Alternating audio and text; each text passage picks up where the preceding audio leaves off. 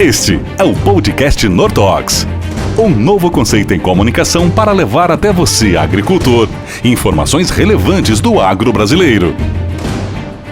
Seja muito bem-vindo ao episódio número 1 do podcast Nortox. Eu sou Lucas Moraes, coordenador de comunicação da empresa, e estamos aqui, claro, não estou sozinho, estarei com uma série de especialistas para falar sobre um tema muito importante para o mundo do agro: o combate ao azevém resistente nas culturas de inverno. Afinal de contas, a ideia desse podcast é justamente trazer conteúdo técnico para você que é do campo, para você produtor, para você que tem interesse no mundo do agro de maneira geral. Essa é a proposta da Nortox, e para isso, uma vez ao mês, nós convidamos um especialista e trazemos um conteúdo destinado ao público do agro brasileiro. E para falar com a gente hoje estará presente o pesquisador, o professor Mário Bianchi, grande especialista no assunto. Você pode acompanhar o podcast nas principais plataformas de podcasts, como Spotify, por exemplo, e também no YouTube da Nortox, no seu Instagram,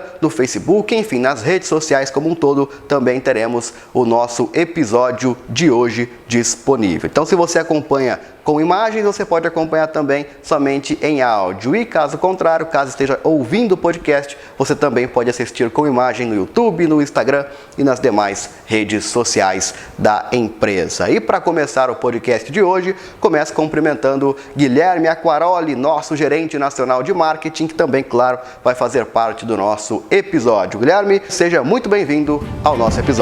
Podcast Nortox, conteúdo do campo para o campo. Obrigado, Lucas. Obrigado, Laerte. Obrigado, principalmente, ao professor Mário, pela participação, né? Tema extremamente relevante. E acredito que, com certeza, vai ser muito importante o assunto aí para todo o pessoal de campo, todo o pessoal que dá assistência aí no dia a dia.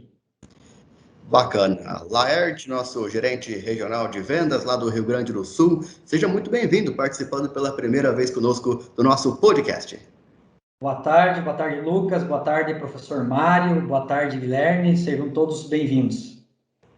Bacana. Então, o Laerte e o Guilherme são os especialistas da Nortox que fazem parte da nossa equipe e, claro, trarão muito conteúdo e farão várias perguntas interessantes ao professor Mário Bianchi, que é o nosso convidado de hoje. Ele que é engenheiro agrônomo formado pela Universidade Federal de Santa Maria, com mestrado em agronomia pela própria Universidade Federal de Santa Maria e doutorado em fitotécnica de ciências das plantas daninhas pela Universidade Federal do Rio Grande do Sul. É pesquisador da Cooperativa Central Gaúcha, a CCGL, e professor. Trabalha com o manejo de controles de plantas daninhas na cultura do trigo, milho e da soja. Portanto, não poderia ter mais a ver com o assunto, que é justamente o combate ao azevém resistente nas culturas de inverno. Professor Mário Bianchi, seja muito bem-vindo, é um prazer tê-lo conosco.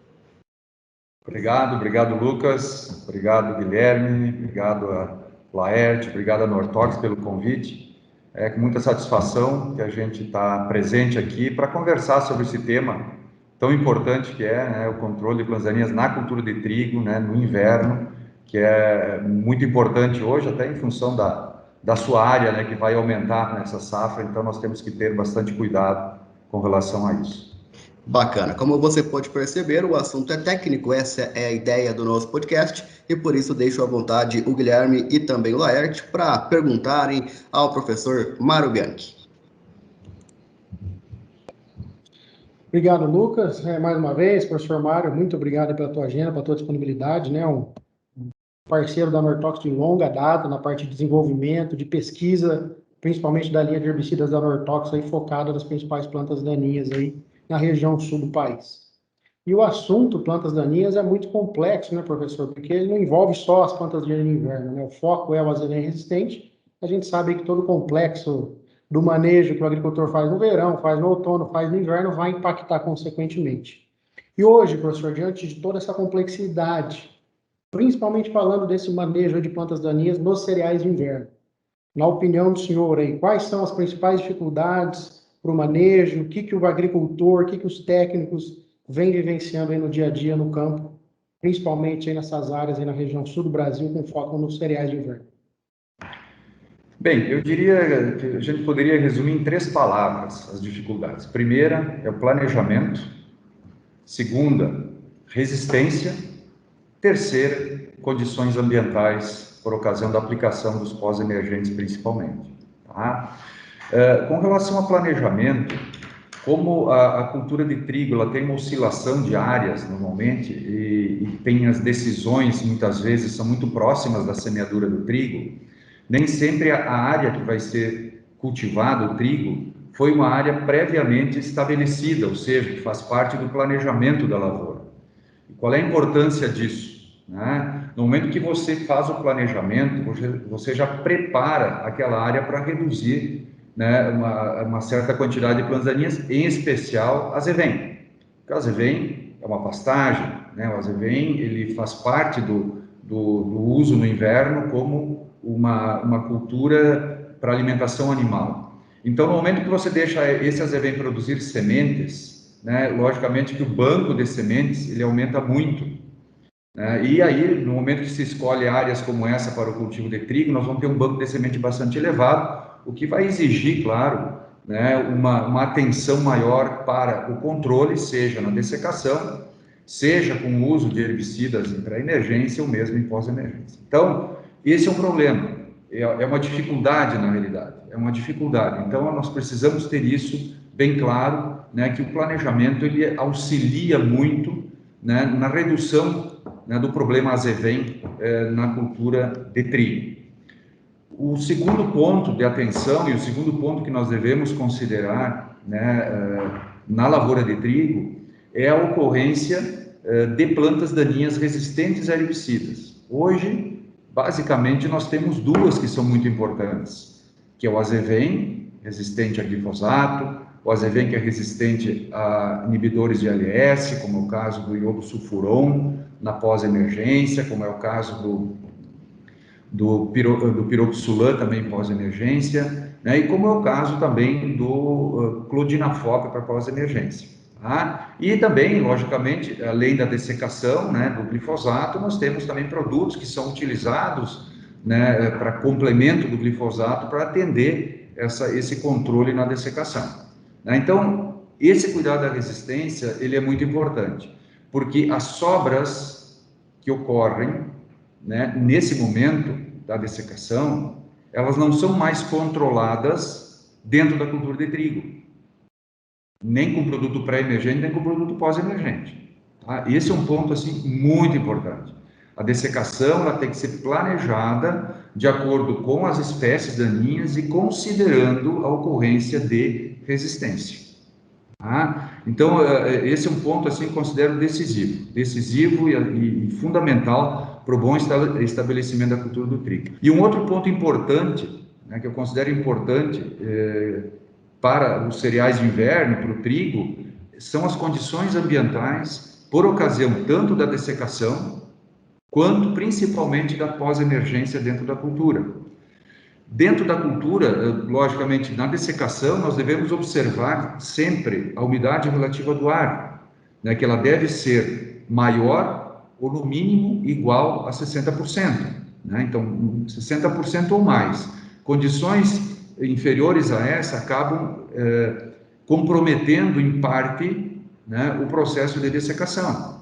Aplicações muito próximo da tardinha comprometem a qualidade da dessecação, porque precisa de uma certa quantidade de radiação solar para que o produto seja adequadamente absorvido. Então tem que ter bastante cuidado nesse processo.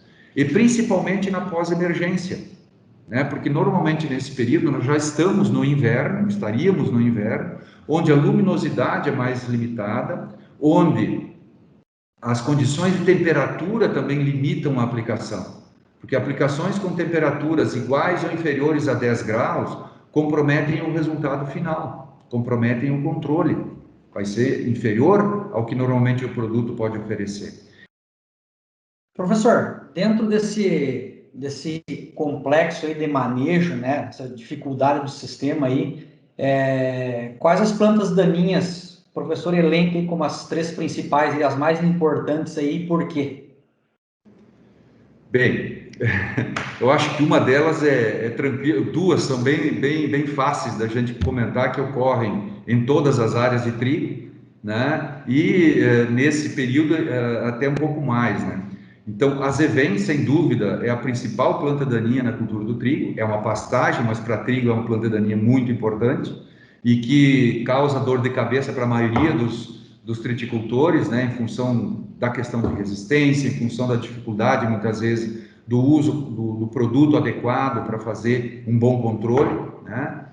Buva, não tem dúvida nenhuma que buva é uma planta que está presente em todas as áreas nesse pós-colheita de soja, né? Então, assim, são rebrotes de buva ou buva nova que emerge nesse período, então é uma planta importante nesse período, tá? Bom, na dessecação aí pode ser outra planta, pode ser variável dependendo da região.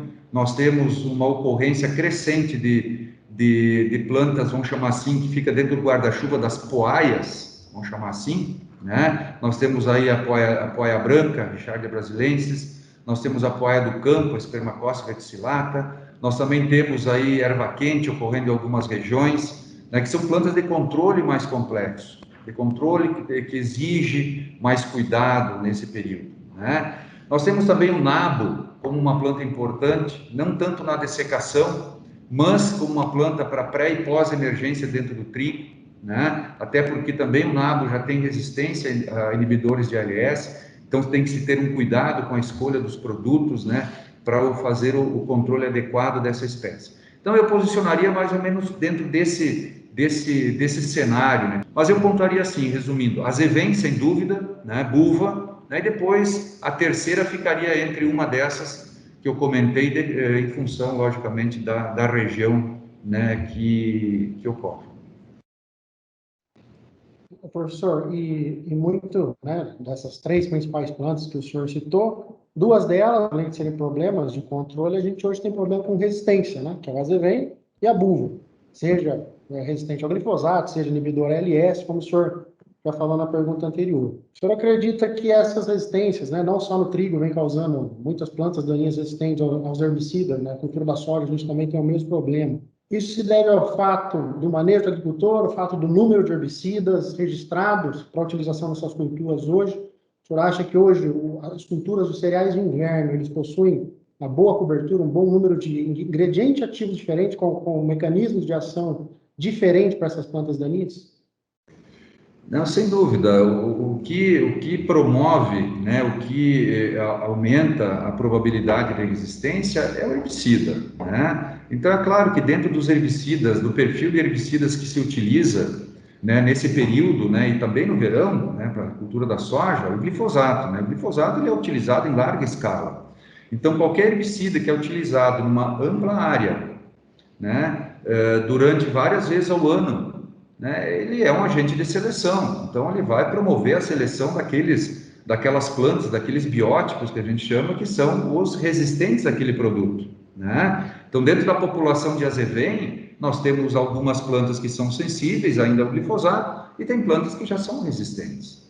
Também os demais herbicidas, né, Guilherme? Por exemplo, os inibidores de ALS que são largamente utilizados durante o inverno, largamente utilizados, herbicidas de alta eficiência no controle de azevém. E o sulfuron, por exemplo, na cultura do trigo, praticamente só se usa, ou pelo menos, né, nos últimos anos, se usava praticamente só ele para o controle de azevém, porque é um produto, vamos dizer assim, que atendia economicamente a cultura do trigo, controlava azevém em folhas largas, é prático, né, prático de usar. Então, produtos baratos, de alta eficácia, que é lógico que vai ser utilizado pelo agricultor, todo agricultor, e nós queremos sempre que um controle eficaz e de baixo custo, né? Então, o uso desses produtos, né, por muito tempo, né, mais de décadas, né, sendo utilizados, é claro que eles promoveram a seleção, né, que eles promoveram a ocorrência, então, de bióticos da azevém resistente a glifosato, a inibidor de ALS, né?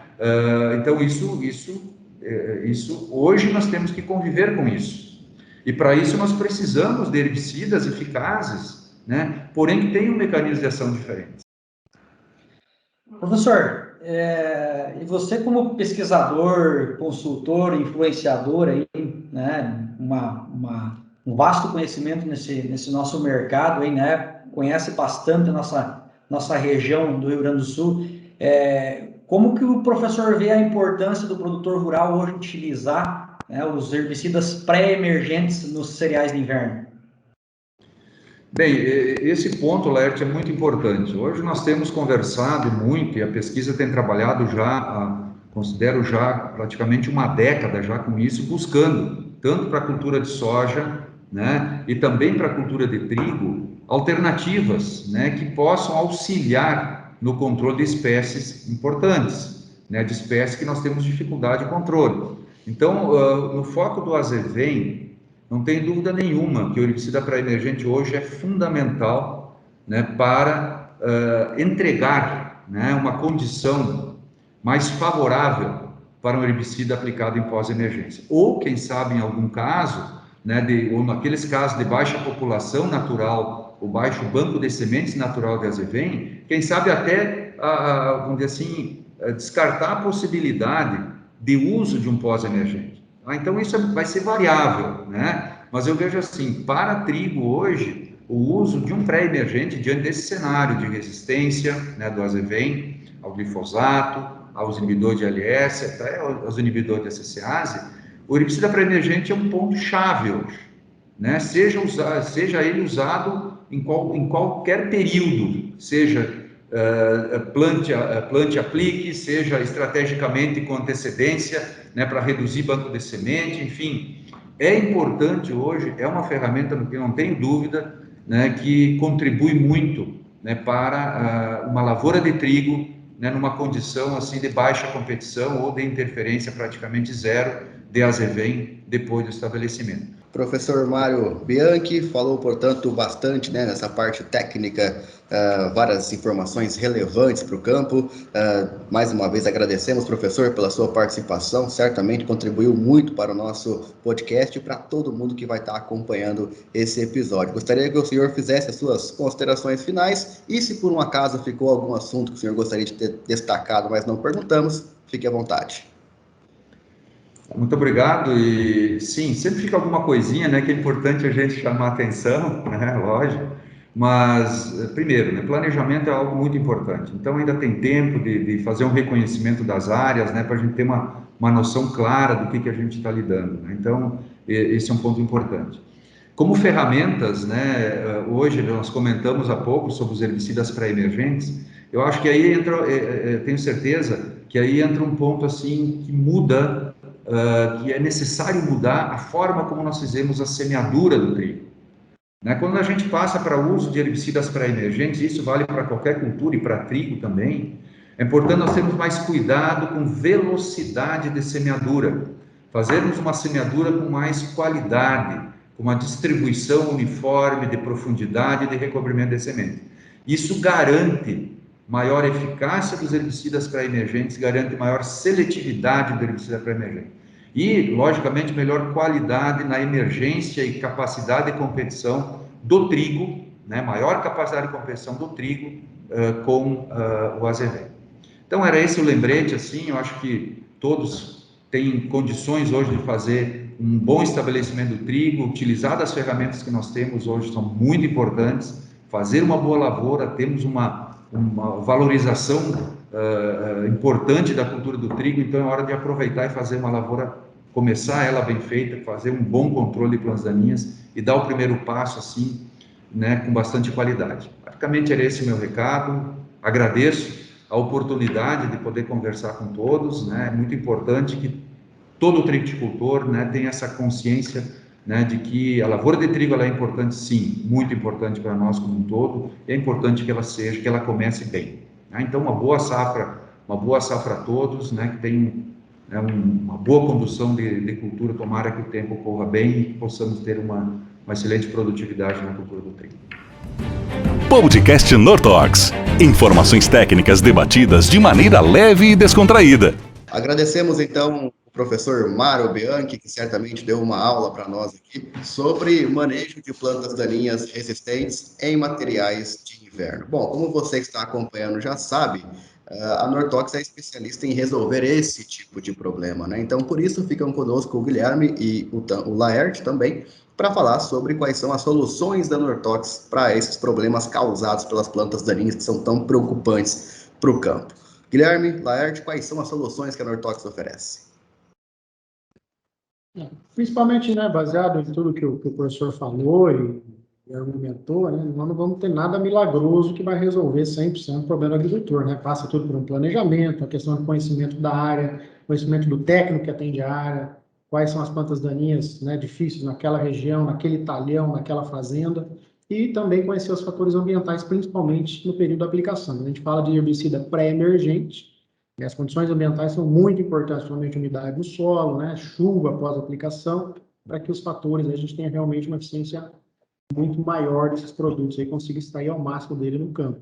E recentemente, né, nós tivemos no Rio Grande do Sul, há 15 dias atrás, a Nortox teve a extensão de registro da trifluralina Gold da Nortox, né, um graminicida por excelência, um mecanismo de ação totalmente diferente do que o mercado utiliza hoje, que ela é um inibidor da formação de microtúbulos, lá na etapa de divisão celular, então é um produto realmente um mecanismo de ação único, né? E com resultados muito consolidados, né? Em trigo, em cevada, que a gente acompanhou algumas áreas já há 15 dias atrás. Então, é uma nova opção para o agricultor, principalmente para o triticultor, ou para quem utiliza cevada aí como cereal de inverno, que a gente tem certeza que vai ser uma ferramenta importantíssima para o agricultor nesse manejo, principalmente do azevém resistente. O Laerte já acompanha algumas áreas aí de pré-marte, de pesquisa e desenvolvimento há uns 2 anos no Rio Grande do Sul, também pode dar um relato do que ele vem acompanhando.